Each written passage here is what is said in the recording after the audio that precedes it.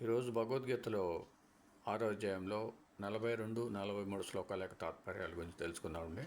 గురు బ్రహ్మ గురు విష్ణు గురుదేవ మహేశ్వర గురు సాక్షాత్ పరబ్రహ్మ తస్మై శ్రీ గురవే నమః.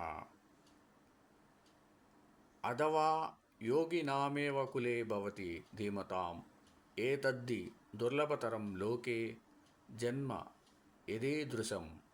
తాత్పర్యం: లేక యోగభ్రష్టుడైన పురుషుడు జ్ఞానవంతులైన యోగుల వంశంలోనే జన్మిస్తాడు. ఇటువంటి జన్మ ఈ జగత్తులో అత్యంత దుర్లభం. 43వ శ్లోకం. తత్ర తం బుద్ధి సంయోగం లభతే పౌర్వదేహికం యతతే చ తతో భూయః సంసిద్ధౌ కురునందన.